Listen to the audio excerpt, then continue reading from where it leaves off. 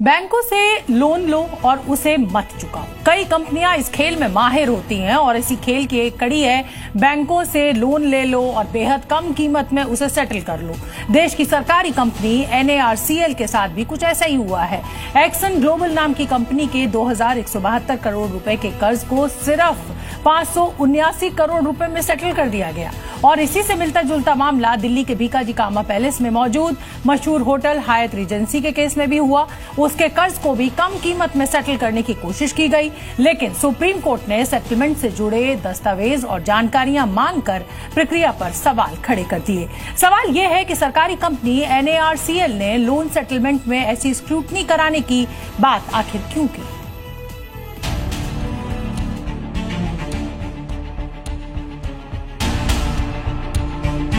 ये है दिल्ली के भीकाजी कामा प्लेस में मौजूद एक नामी गिरामी होटल हयात रीजेंसी। इस मशहूर होटल पर एक समय 6 बैंकों का कर्ज था। बैंकों का कर्ज नहीं चुका पाने के कारण होटल के जब्त होने की नौबत आ गई थी, जिसके बाद होटल ने बैंकों के लोन सेटलमेंट की पेशकश की। सेटलमेंट की प्रक्रिया में होटल हयात रीजेंसी की वैल्यू साल 2021 में दो अलग अलग वैल्यूअर ने 2600 करोड़ रुपए और 2651 करोड़ 39 लाख रुपए बताई थी। लेकिन जब वन टाइम सेटलमेंट की तैयारी हो रही थी तो होटल की वैल्यू 750 करोड़ रुपए से 865 करोड़ रुपए के बीच आंकी गई। मतलब एक्चुअल कीमत का 1/3 से भी कम। होटल की कीमत और वन टाइम सेटलमेंट के दौरान प्रॉपर्टी की वैल्यू में कमी का मामला सुप्रीम कोर्ट में भी पहुंचा।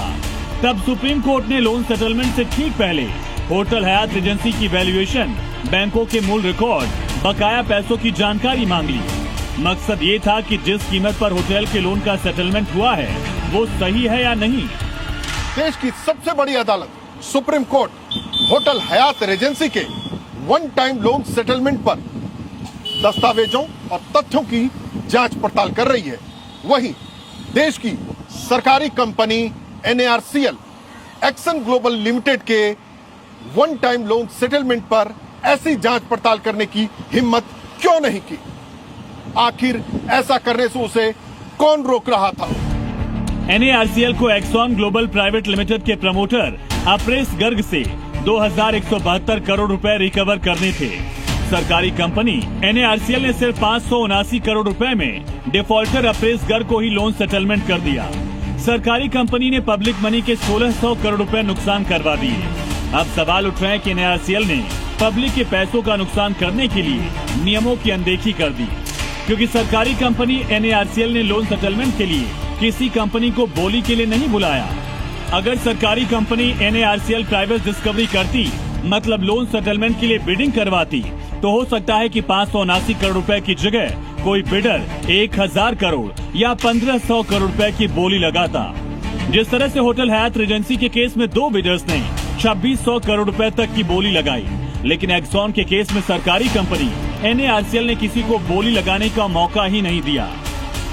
एसेट रिकंस्ट्रक्शन कंपनी लिमिटेड यानी NARCL लोन सेटलमेंट के दौरान अक्सर सवालों के घेरे में रहती है।